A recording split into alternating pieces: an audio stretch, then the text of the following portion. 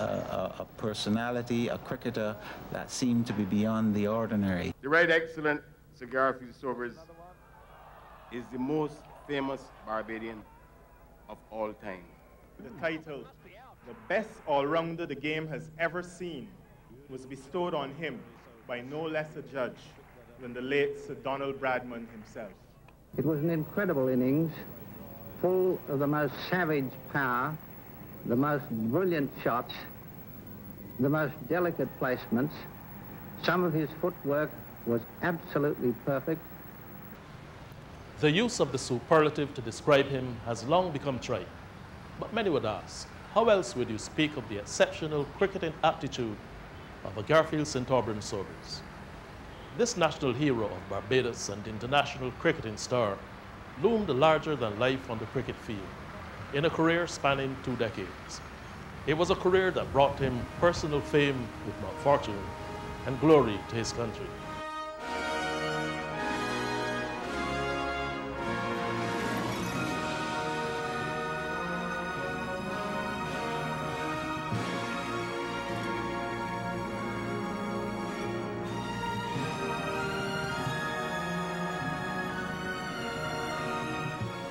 In local parlance, his naval string is buried at Walcott Avenue, Bayland, St. Michael, where he shared a home with his mother and 5 siblings.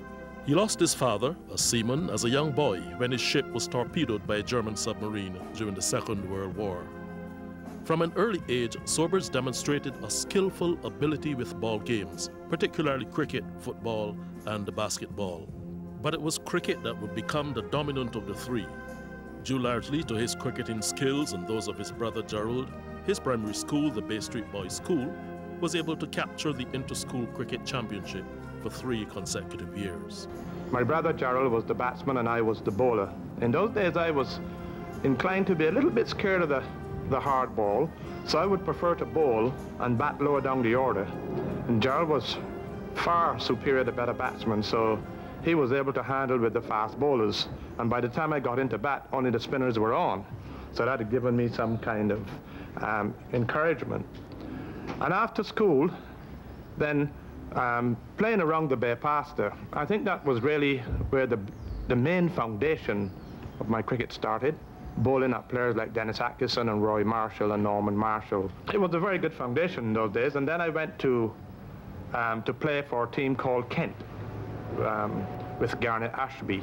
The BCL team? BCL, yes. Well, the boys on the Bay Pastor wouldn't pick me. They thought I was too young and I might get hurt. So when National was playing in those days, the Thursday League, BCL League, I couldn't get into the team. So Garnet Ashby brought a team to the Bay Pastor one day to play against the local team. And they thought, well, seeing it was a country team, it was an opportunity for me to have a game. So they'd given me a game against this country team. And I performed adequately, and Garnet Ashby saw me, and he went to a good friend of mine called Lionel Dannell, and he said to Lionel, what are you all doing with this youngster? And Lionel said, oh, we're taking good care of him. And he said, I would love him to come up to the place then was called Penny Hall. It's now called Gemswich. And he said, I'd love him to come up and play for my team, Kent. So Lionel said, well, you know, you could go and ask him if he's interested. And he came back to me and he said, Gary, we'd love you to come and play for us on Saturdays in the country league. And I said, sure, because I was looking for a start, and I thought that this was a great opportunity for me. And then he spoke to my mother, and my mother said, well, if Gary wants to go up and play, well, then it's all right with me. So I went up there and I played at Kent, and then I played for the country 11, because in those days you used to have a country BCL 11 versus the city BCL 11. And I got into that team, and we played at Bank Hall, and I played against my brother. I got a few wickets in that game, and then they picked the overall BCL team to play against the BCA, which is the Barbados Cricket Association team. And that was the annual game they used to have at Kensington during those days. But then I came down here and I played in that game. And that is where the myth all started. That when the letter came home and it was G. Sobers, that everybody said it was my brother. And I took the opportunity of coming in, which is something that anyone who knows cricket would realize that if a left-hand spin bowler turned up, in place of a right-handed opening batsman, that you would know that that's not the player you wanted. So I could only say that was a myth by all these people. And it spread it all over the world as far as Australia. And people, wherever they saw me, used to say to me, "Oh, you took advantage of your brother." But Garnet Ashby was not the only one whose eyes were on Sobers. The then racially exclusive Wanderers Cricket Club recruited him for bowling practice. I recall some of those days when they used to send down to my home, which was about 200 yards away from the ground. They didn't even know my name. And they used to tell the groundsman to go and get that little left-handed boy and bring him up here. And I used to go up there and bowl at them. They used to put a shilling on the stumps, and in those days a shilling was a big thing and a lot of money. So that used to encourage you a little bit more to try and get them out.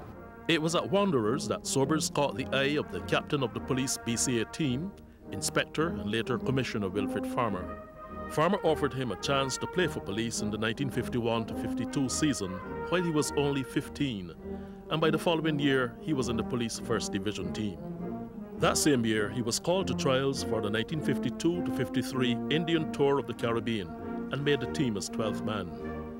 As fate would have it, he got his first chance to play for Barbados when Frank King, West Indies fast bowler for the Test series, was forced to withdraw. And so it was on January 31st, 1953, at the age of 16, that the Barbados wonder boy of cricket made his first-class debut.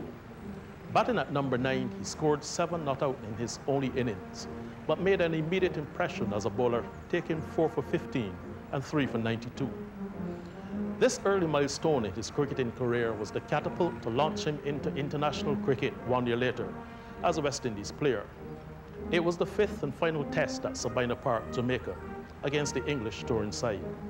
While playing in the road, we got the message, got a cable from Jamaica, from the West Indies selectors, asking me to make myself available to go to Jamaica for the last test.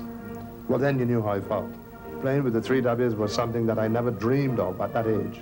Within a minute, within about 2.5 hours to 3 hours, I was in the field. I was out there to bat. I was padded up to go into bat. The West Indies team had collapsed.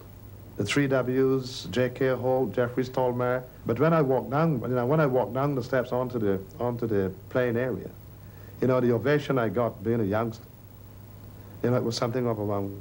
It was something that one can never forget. You look around and you see all those people and you think, well, I'm here, I've made it, I've arrived. I'm going to play my first innings. England won the match, but Sobers made a good bowling impression, taking 4 for 75 in England's first innings, including a wicket in his opening over.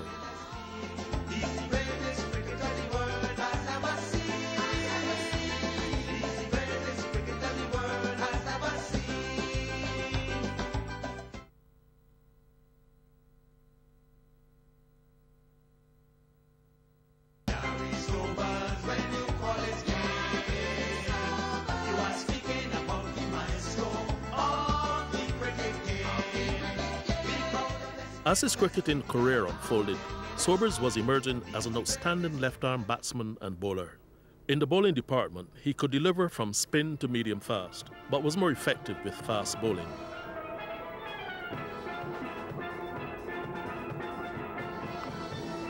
Out, good catch, fine catch, Clyde Lloyd, and Sobers getting the breakthrough this morning for the West Indies.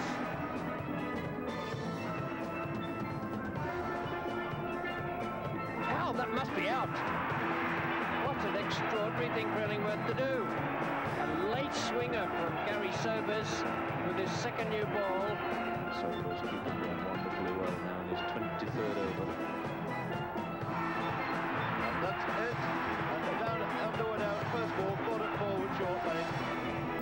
As a boy, I'd bowl fast because in our little tennis ball cricket, we used to play a game called firms. And firms was whoever got the ball bowled it.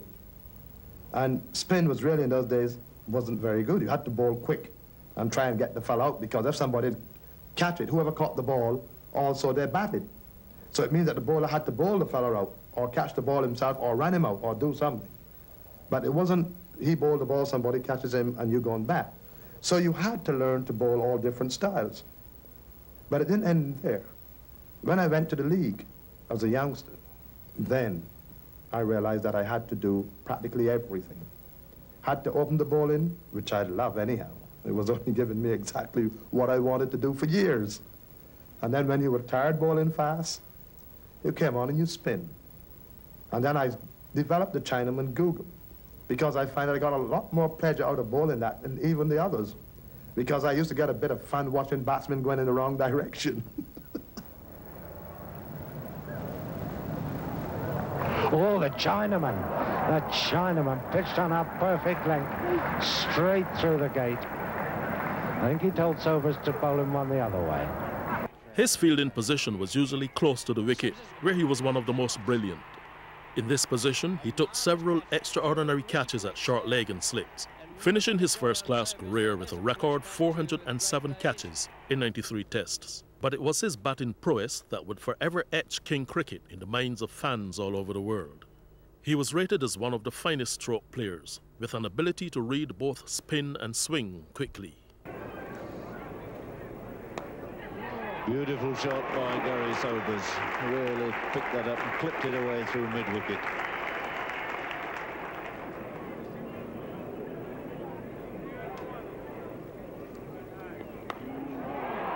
Magnificent stroke.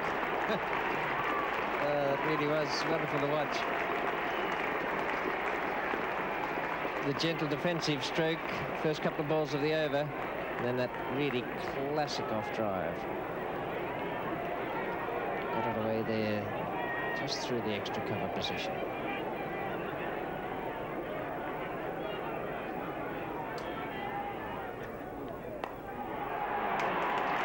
Marvellous placement. Just rolling the wrist a little bit on that one so that it went finer.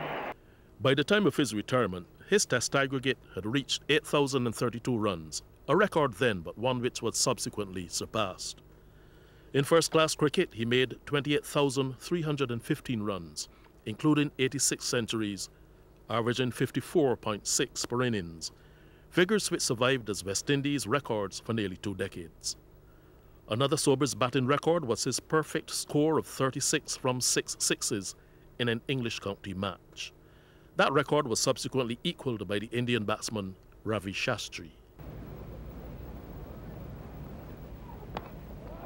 Oh, what a lovely one. That went exactly where it was intended. Deep extra cover, 4 runs to Sobers. And that she's got to pick that. That was the right distance. He's hit that out of the ground. That's another one. Goodness gracious me. That's another one up in the enclosure. 3 sixes in this over. How many balls have you bowled? 3 balls, 3 sixes, 58. What an incredible bit of hitting. Ooh, he's got that shorter one. It's up again. There it is, bouncing on the concrete. 4 sixes in 4 balls, 4 sixes. Wonder where Nash is going to bowl this one. And that will just carry. No, he's going to be out. Caught out. Oh, he's dropped it. He's over the boundary. 6 it is. 5 on the trot. Oh, this is incredible. Now, this is 6 on the trot's a world record. It's been done before, but 70 on the board. And he's done it! He's done it! And my goodness, it's gone way down to Swansea. And who else would break the record for the highest score in a test innings? Set at Sabina Park, Kingston in 1958 against Pakistan, this record would stand for 36 years before being eclipsed by Brian Lara. It was not until I got 300 runs and Clyde Walcott, who was batting with me at the other end, he came down and he said to me, he said, it's only 60-odd runs to get, and you've got all the time. And he says, the wicket is playing so well, and you might not even get the 300 again. Here's a great opportunity. And that was when I started to think. So I decided then to cancel out the 300 completely. And to just think, well, I've just gone into bat and all I need was 64 runs. And I put my head down and I started all over again, from naught. And when I got to 364, by that time I'm sure all the people all around the ground, they had already worked it out, like all West Indians, but spectators, they're very knowledgeable of the game. And Hanif Mohammed was bowling right-handed at the time. And he just changed over and said to me and the umpire, well, I'm going to bowl left-handed, which he, on a number of occasions, did in Pakistan. So he came up and bowled left-handed, which I was very pleased about, you know, and I just pushed the ball into the covers and Clyde called at the other end for the quick single. And I took off and was very, very glad to get to the other side of the wicket. And by that time, everyone knew that the record was broken and the crowd just exploded. And the whole crowd came onto the scene, onto the wicket. And Hafiz Kardar, who was captain of the Pakistan team, a very serious man, never skylark or mess around. After the crowd dispersed, he looked at the wicket and he saw a little piece, couple of pieces out the wicket. And we still had about an hour and a half to go, and he decided that he wasn't going to play any more cricket that evening until the wicket was put back properly, as close as to what it was. So we lost an hour and a half that evening, and early next morning, Jerry Alexander declared the innings. And there I was left with 365, feeling on top of the world. The Sabina Park Run Feast was significant for Sobers in more than one way. Not only did it set a cricketing record, it was also a personal record for him. It was the first time he had scored a Test century after being put under pressure from observers. Yes, well, I was never really conscious of not getting 100. I think that people were more conscious of that.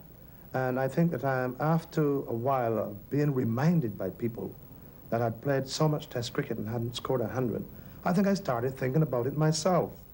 And I remember talking to Barclay Gaskins, who was the manager on 2 or 3 West Indies tours, and also Roy Lawrence, who was the Jamaica commentator in those days. And they had made a prediction. They said that the first day I score 1, I'll go on to score 2, 3, and nobody would ever know where it will end. If you talk about ability, natural ability, what he did, people will say he was the best all-rounder. And that was the talent of the man. Sir Garfield Sobers is the best batsman I ever saw. You know, forget about all the other things he could do in cricket. Sir Garfield was a magnificent batsman. You can't do what he did with the bat and with the ball in the fast department, as well as with orthodox spin and with wrist spin, and then catch the ball the way he did close to the wicket and indeed in the covers, and throw the ball the way he did without being an absolute genius. No argument about it. He was the greatest all-round cricketer in the world, certainly almost a freak, really, that he was put here.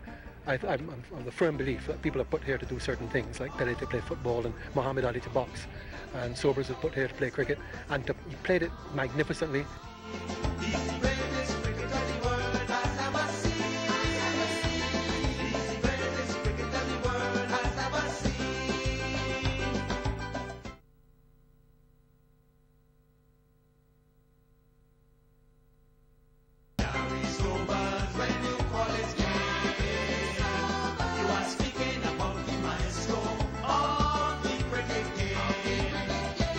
After his first tour of England with West Indies in 1957, Sobers lent his talents to the English county team Radcliffe.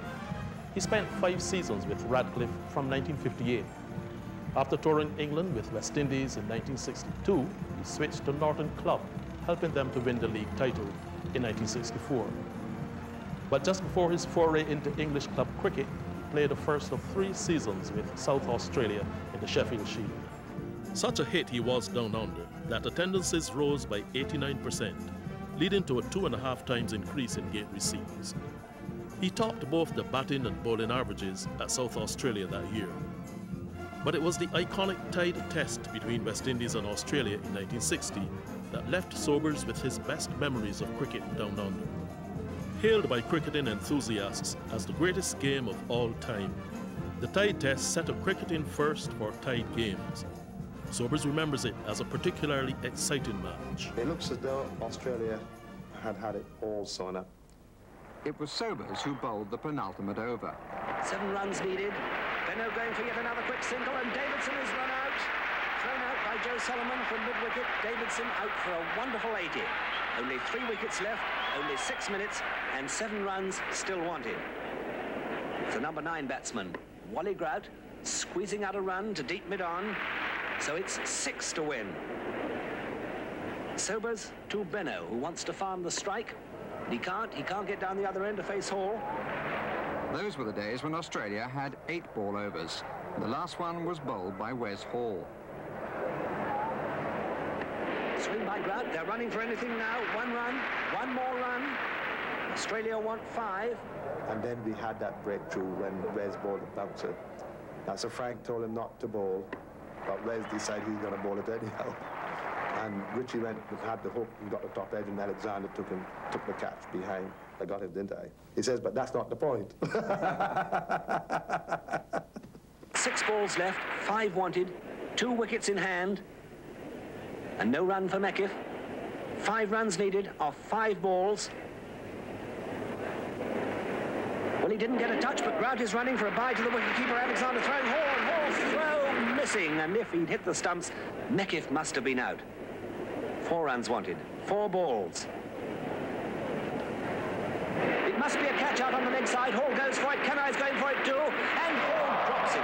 What a chance he's missed, what a roar from the crowd. 3 balls to go, 3 runs needed. Hall now to Mekif.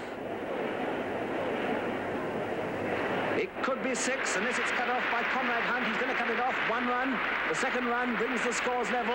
The next one will win the match. Hunt's throw is coming back. It's wonderfully accurate, and he's out. Grout is out, run out by a foot. Wonderful return. So with 2 balls left, the scores are level. Australia down to the last man, Klein. And Hall bowls. Push to leg, they're running for anything now. And Joe Solomon's throw for a second time hits the stumps, and the match is tied. The first tie in Test match history, truly the most sensational finish of all time. It was a moment of cricketing magic that would take its rightful place in the annals of the game. Sobers revels in the aftermath in his autobiography, Gary Sobers. It was chaos. Everyone in the ground was going berserk. Rohan Kanai and several other players were jumping up and down thinking we had won, while others were not exactly sure what was going on. We all realized the magnitude of the moment when the Australians came out to meet us on the way into the pavilion to congratulate us on the first tie in 498 tests. We danced into the dressing room, jumping for joy. The Australians were as confused as we were, and they came into our room to join the celebrations. Some of us did not leave the dressing rooms until after 10 o'clock that night.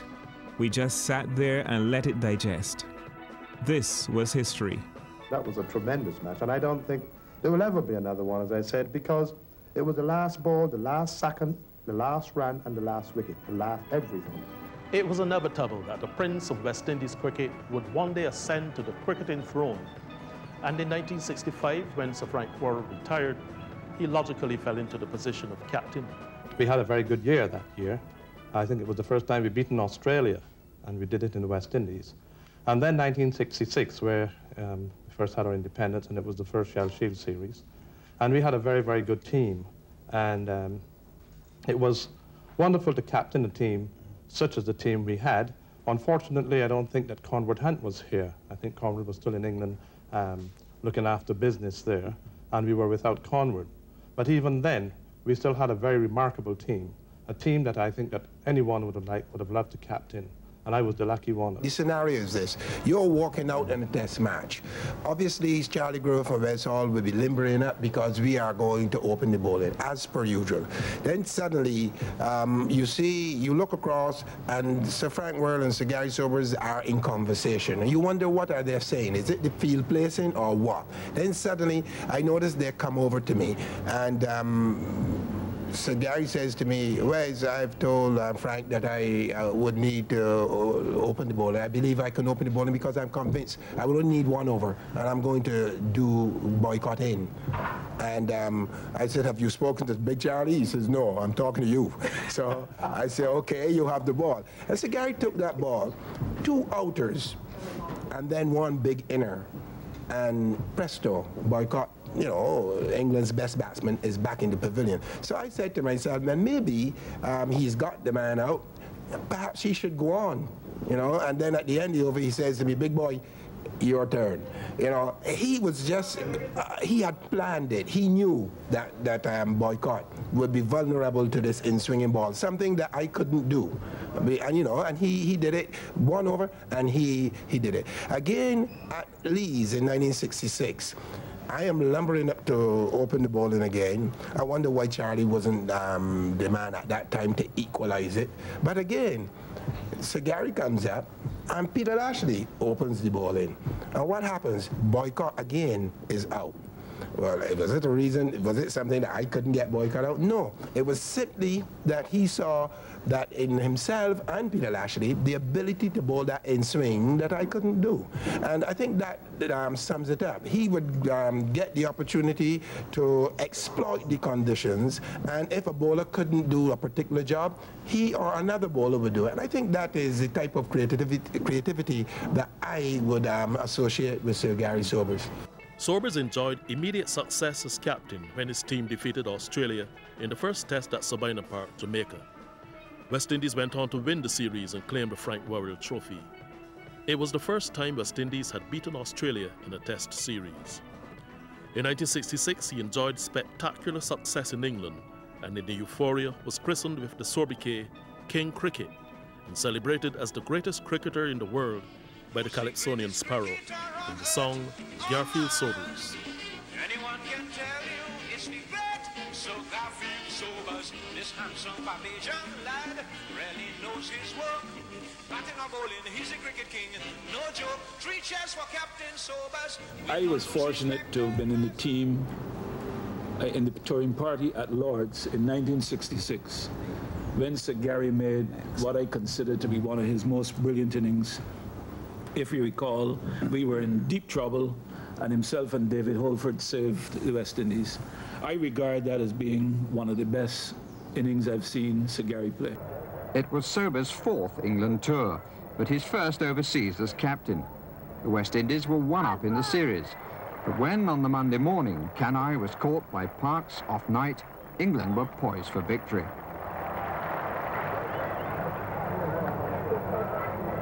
The West Indies, with 5 second innings wickets down, were just 9 runs ahead. Sobers was the last of the recognised batsmen.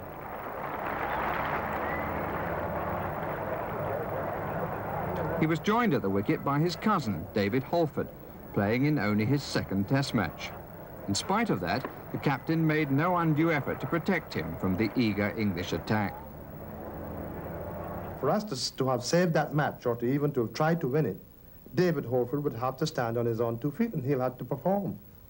And all I said to David when I went down to him, David, think of Kensington wicket, which we have always referred back to as probably one of the best batting wickets in the world.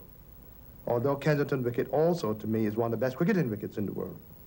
And I said, look at this wicket. It looks like Kensington wicket. And if you didn't want to get out on this wicket, would anybody get you out? And I just went back to the other end. Sobers moved on, always commandingly, and gradually, too, Holford lengthened his stride. This was magnificent batting. Every ball critical, yet stroke after stroke being made as if with joy, and to remind us that a bat is for making runs.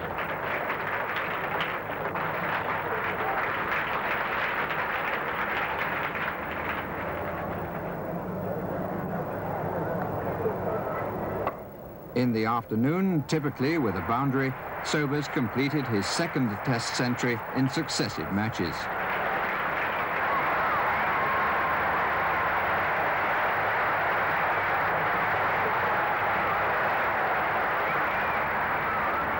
And as the partnership continued into the final day, towards the West Indian 6-wicket record of 274 with both batsmen not out, Holford trod his master's footsteps to a maiden 100.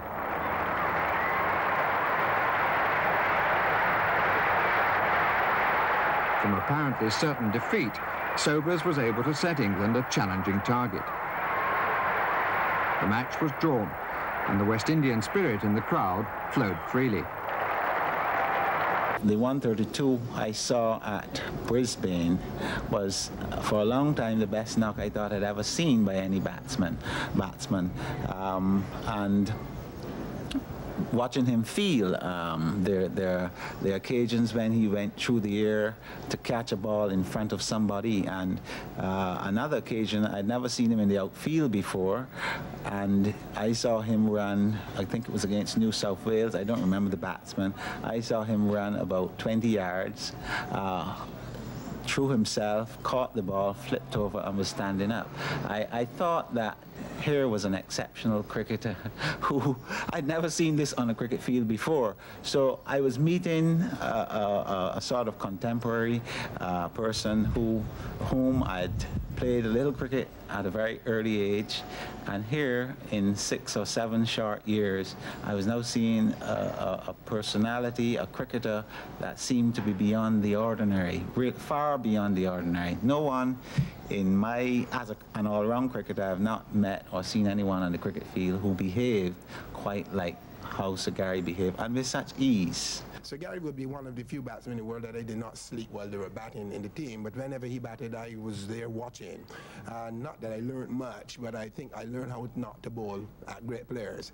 And I think that his 132 in the tight test, to my mind, was a great innings. I recall Slasher Mackay, a very good medium pace bowler, bowling 2 outers to him, which would be inner to the right-hander, and it pitched them off stump, or just outside the off stump. I think Sir Gary just got, his pad in line, and as the ball snaked away, he pushed his bat behind his pad. But it was a good ball, and he probably nodded the second time, and he did it again. And Slasher this time ran a little closer to the crease and bowled the ball really on the same spot, off stump, but the ball, ducked back in, snaked back into him. And he was appealing, believe you me, he was appealing because he thought that another batsman playing it rather late, he would be out LBW. And I think when he really looked at it, the ball had gone about 50 yards over the mid-wicket boundary for 6. And they say he swallowed his gum.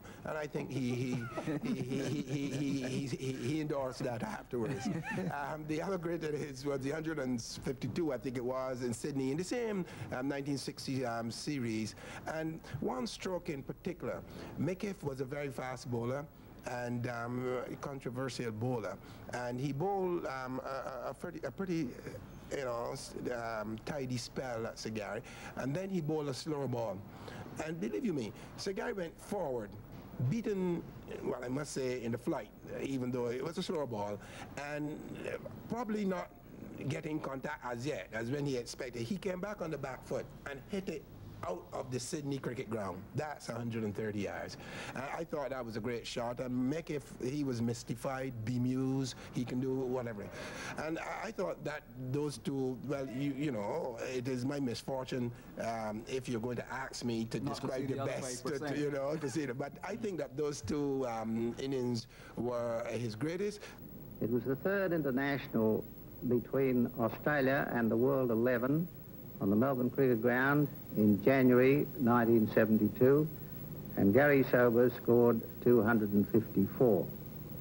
It was an incredible innings, full of the most savage power, the most brilliant shots, the most delicate placements. Some of his footwork was absolutely perfect. At other times, even when his feet were not absolutely in the right place, the ball still sped off the bat to the boundary with such speed that it left the fieldsman standing like stone. Many years ago, before Sobers came to Australia, Leary Constantine, the great West Indian who later became Lord Constantine, told me that we would be thrilled to see young Sobers when he came to Australia because he was the hardest hitting batsman he had ever seen.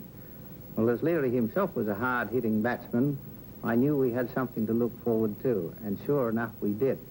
We waited a long time to see it, but it was worth going to see. He hit 33 4s and 2 6s in an exhibition which nobody who saw it will ever forget. I count myself privileged to have been there and to have had the opportunity of commenting on this innings, which will live in the minds of all who saw it as long as life shall last.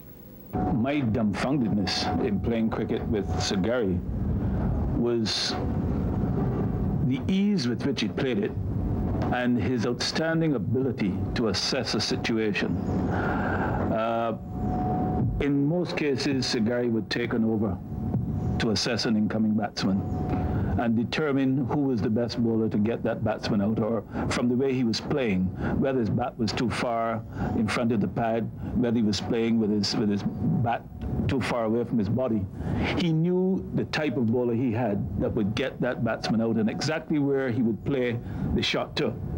And if it were a slip catch he thought would come to second slip, or if he thought it was going to be a leg slip catch, he himself would go there and come up with it. A most amazing thing. I've never seen anybody else since him or before him do it, apart from all the other things Peter said, apart from his tremendous ability and exceptional ability, far beyond anybody else's at batting, bowling, fielding. His assessment, his analytical mind about the game of cricket is what really dumbfounded me. I could not believe that there was a human being, particularly a human being that I would be associated with and would come from a small island like Barbados. Oh, I admire a lot of cricketers. The one that sticks out for me probably would be Sobers. You know, I mean, the man could do anything. You know, even dance on the dance floor like Fred Astaire. I mean, he was, you know, think of him starting at, what, 16, 17 years of age as an orthodox, or I think it was an orthodox left-arm spinner, or might have even been Chinaman, and then end up sort of batting, I think, 3s and 4s, you know, then turned to batting 3 and 4 for the West Indies, plus bowling, then bowled some fast, and then bowled some swing, and then, you know, then as it went, bowled these as well, and as it went down, his age went on a bit, he batted down the order and still controlled the game. I mean, you know, look at his average, for example. He's an all-rounder. You know, he's the greatest in all, you know, probably, you know, certainly one of the greatest batsmen, but in all departments, even his fielding, I mean, he was just the best. I think when people throw in other people's names as all-rounders, I just go for, you know, give me Sobers. He was God's own contribution to world cricket. And I remember when we played against him, and there were 11 West Indians on the field, you couldn't take your eyes off one of them. He was such a delightful character, such a magnificent athlete, and such a graceful mover on the field, you know. You couldn't take your eyes off him. But his overall record as captain is a shadow of the brilliance he displayed as an individual player. Out of 39 tests in which he captained the West Indies, his side lost 10, drew 20, and won only 9. I've been criticised as probably one of the worst captains in the world. But I've always seen leadership probably different to other people. But I feel that a captain is a man who's got to do what he thinks is best at the time. As you know, he's leading the team. He's got to see the game the way that he thinks it should go, or not the way that he thinks other people would have looked at it.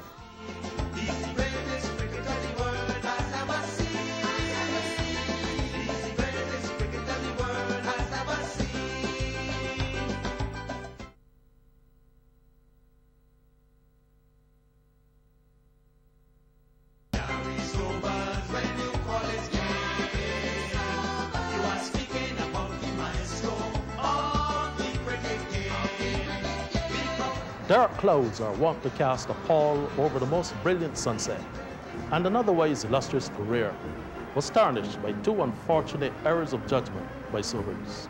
West Indies versus England at Port of Spain, 1968.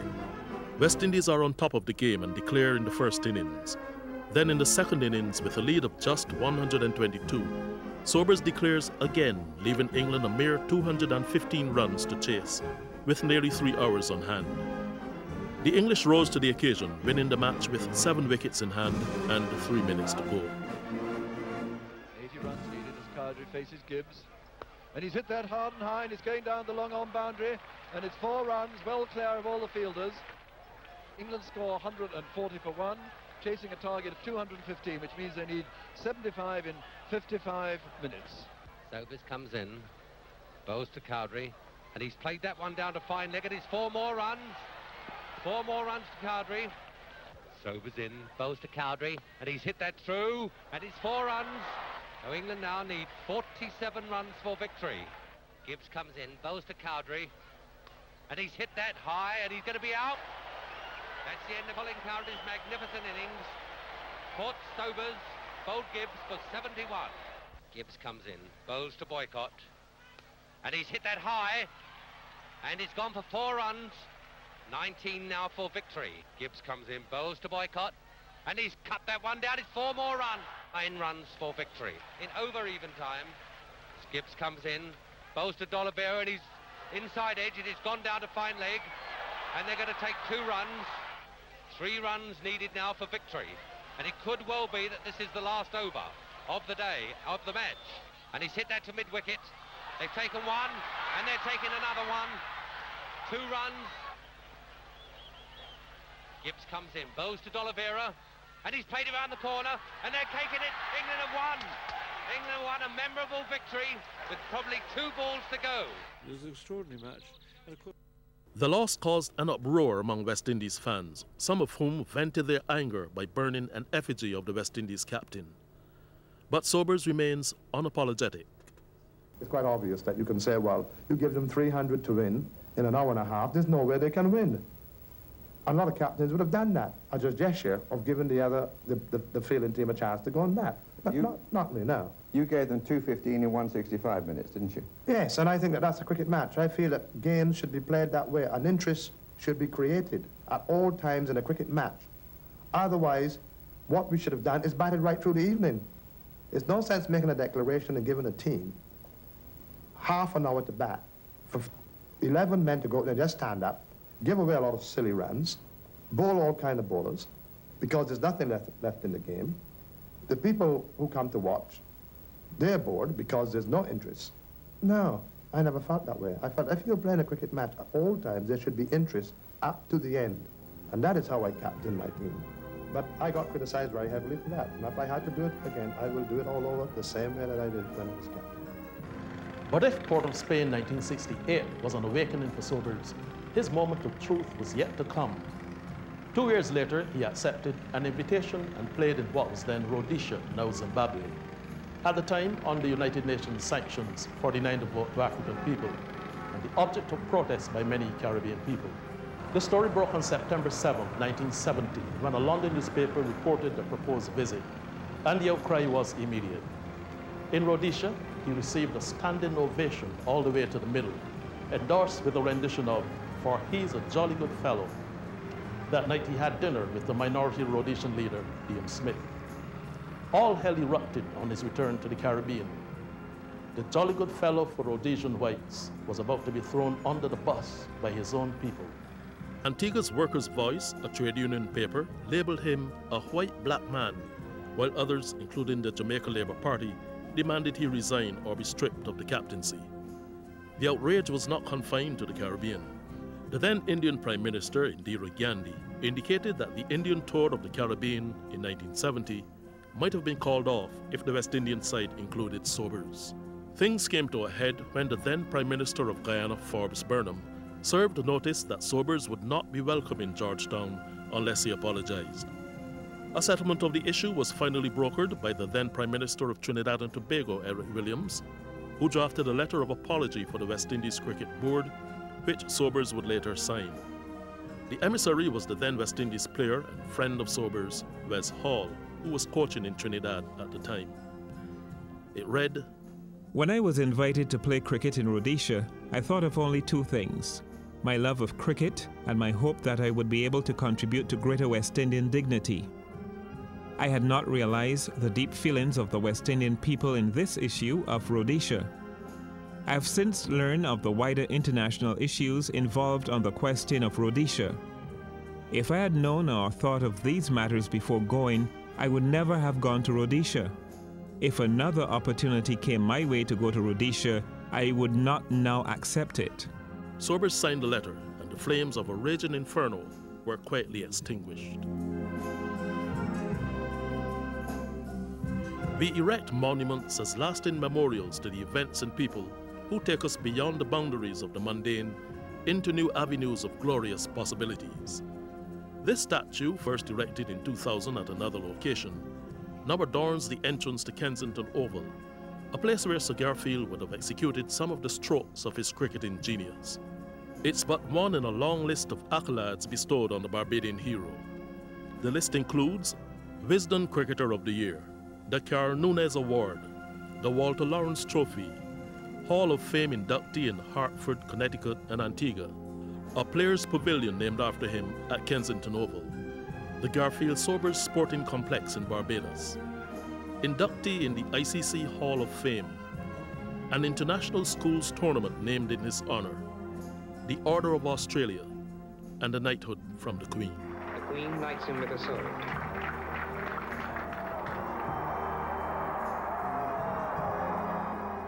During my cricketing career and playing with the West Indies team and any other team that I have played with, I have always had very, very good support from my teammates.